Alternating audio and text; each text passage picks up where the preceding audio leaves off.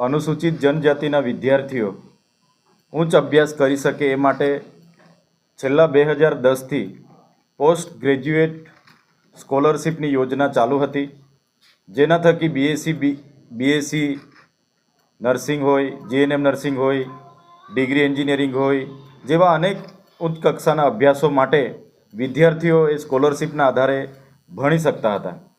પણ આ ગુજરાતની ભાજપની સરકારે આદિવાસી વિરુદ્ધની એમની માનસિકતા એમણે છતી કરી છે.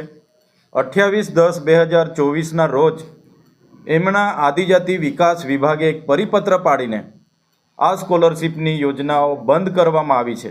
જે પણ વિદ્યાર્થીઓ મેનેજમેન્ટ કોટામાં એડમિશનો લીધા છે, તમામ વિદ્યાર્થીઓ માટે આ સ્કીમ બંધ કરવાથી જે પણ ફ્રીશીપ કાર્ડો મદદનીશ કમિશનર આદિજાતિ વિકાસ વિભાગ દ્વારા આ વિદ્યાર્થીઓને આપવામાં આવ્યા છે, મેનેજમેન્ટ કોટામાં અભ્યાસ કરનારા વિદ્યાર્થીઓ માટે એ ફ્રીશીપ કાર્ડ હવે ચાલતા નથી.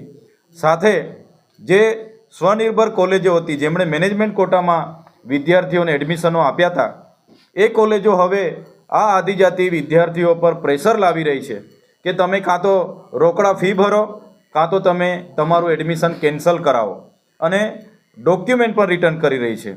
તો આની અસર ગુજરાતમાં 50,000થી 60,000 વિદ્યાર્થીઓને થઈ છે.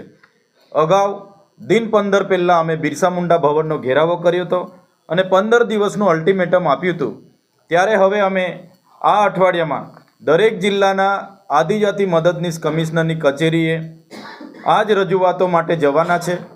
અને ગુજરાત સરકારને અમે કહીએ છીએ, જો આ પરિપત્ર રદ નહીં કરવામાં આવે, પોસ્ટ ગ્રેજ્યુએટ જે મેટ્રિક સ્કોલરશિપની યોજના હતી એ ફરી ચાલુ કરવામાં નહીં આવે, તો આવનારા દિવસોમાં આદિજાતિ વિસ્તારોમાં જેટલા પણ સરકારી કાર્યક્રમો હશે, આ વિદ્યાર્થીઓ સાથે રહીને કાર્યક્રમોનો અમે બહિષ્કાર કરીશું.